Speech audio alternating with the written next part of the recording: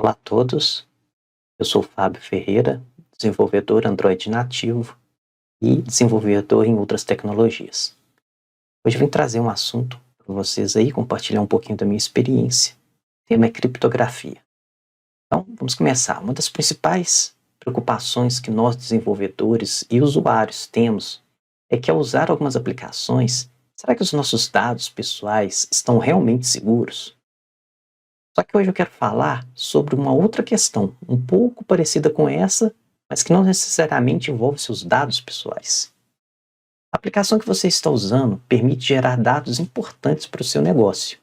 E esses dados podem ser salvos dentro do seu dispositivo, em algum lugar na nuvem, mas também podem ser compartilhados com outros usuários. Provavelmente essa informação gerada, ela tem uma estrutura definida internamente no código-fonte, como os objetos, falando, no universo de programação. Essa estrutura define a base de como seus dados são tratados dentro da aplicação, facilitando a vida do desenvolvedor. Uma abstração mais prática, que são as classes.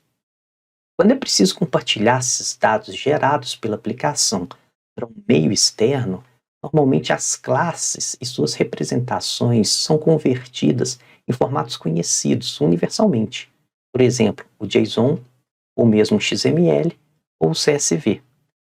Mas como enviar ou salvar esses dados com segurança, garantindo que os mesmos não poderão ser lidos facilmente caso sejam interceptados? Daí eu vou entrar no assunto da criptografia. Agora vamos fazer uma rápida análise de um estudo de caso para explicarmos essa questão. Vamos pensar no seguinte cenário. A aplicação permite que o usuário gere dados relevantes para o seu negócio. Esses dados precisam ser salvos no dispositivo, na nuvem ou compartilhados com outros usuários. Aonde eles vão ser salvos, a princípio, não é o fator relevante. Nosso objetivo é transformar esses dados para serem exportados com segurança e salvos em qualquer meio disponibilizado pela aplicação. Pensando na possibilidade do meu usuário querer compartilhar seus dados com somente algumas poucas pessoas, podemos blindar a informação através da criptografia com senha. Somente de posse dessa senha, os dados podem ser descriptografados e importados para dentro da aplicação de quem recebeu o compartilhamento. Lembrando, esse é apenas um cenário dos muitos outros possíveis de se imaginar. Mas como funciona na prática essa transformação dos dados a partir de uma senha? Quando se fala do uso de senhas para criptografia, um dos métodos muito utilizados é o AES, Advanced Encryption Standard.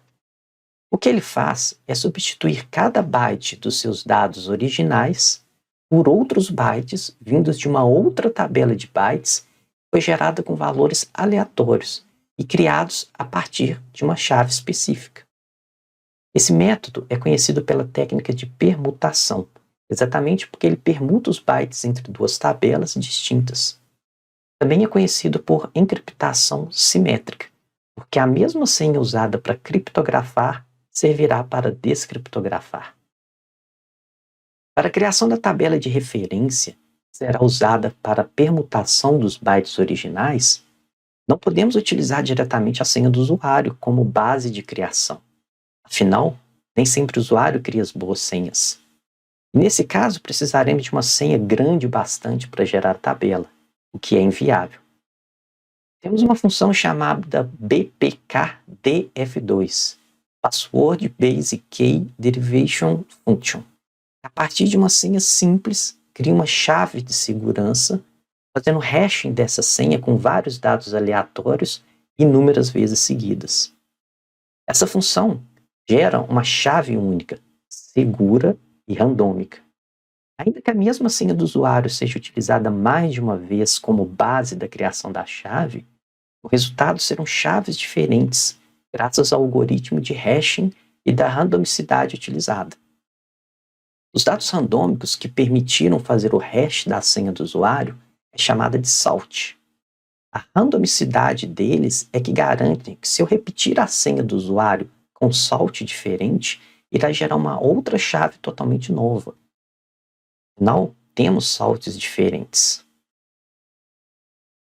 A vantagem disso é como a chave gerada é única, mesmo que aconteça um ataque hacker que exponha essa chave, ela não irá expor os outros usuários que utilizam a mesma senha que o usuário exposto usava. Afinal, ainda temos saltos diferentes, ou seja, a senha não é o bastante para descriptografar. Então, recapitulando até agora, de posse da senha do usuário, utilizo a mesma na função pbkdf2 e também passo como parâmetro uma tabela de bytes aleatórios para permutação, geralmente de tamanho 256 bytes. Não para por aí. Ainda precisa informar um contador de interações para a função. Quanto maior esse número de contador de iterações, mais demorado seria um ataque de força bruta. Esses dados geram uma chave exclusiva para uso na criptografia. Essa chave é muito importante para nós. Agora ainda precisamos gerar um outro dado chamado vetor de inicialização, ou IV, que consiste de um conjunto de outros bytes randômicos que serão utilizados como ponto de partida para a inicialização da criptografia. Como o IV também é randômico a cada utilização, ou seja, o ponto de partida da criptografia será diferente em cada uso. A segurança é mais reforçada. Normalmente ele é composto por 16 bytes aleatórios.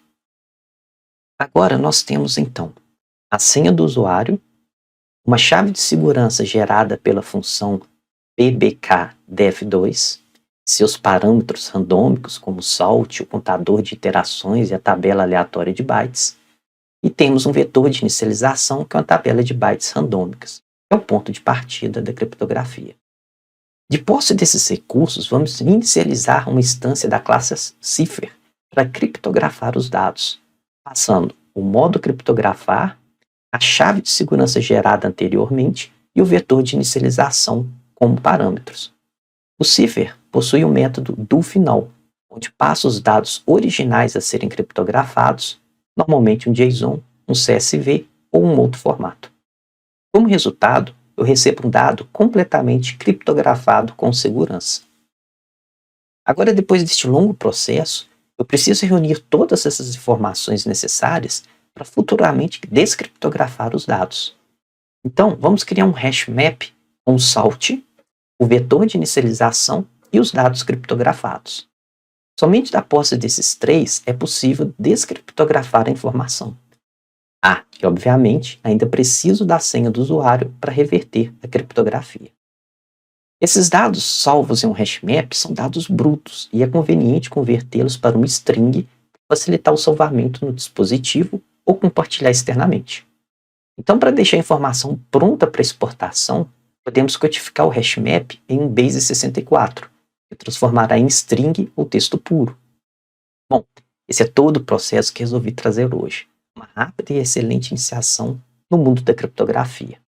Existem outros fatores a serem considerados ainda com relação à segurança, como, por exemplo, trabalhe com as senhas do seu usuário em formato char-array e não formato strings. Lembre-se, strings são imutáveis e até que seu coletor de lixo as exclua, a senha estará disponível em algum lugar da memória. Já os char-array permitem ser apagados tão logo você não precisa mais deles. Ainda podem ser aplicadas mais técnicas, como salvar em um servidor remoto os dados essenciais para codificar e decodificar a informação. Somente quando o usuário estiver autenticado no servidor, os dados base serão transmitidos para a aplicação fazer a criptografia. Seria similar a um processo de segurança em 2 etapas. E por aí vai. Mas foi uma breve apresentação que eu resolvi compartilhar com vocês, baseada nas minhas experiências em desenvolvimento no universo Android e em outras tecnologias. Vou deixar também algumas referências básicas sobre o assunto. Então, até a próxima.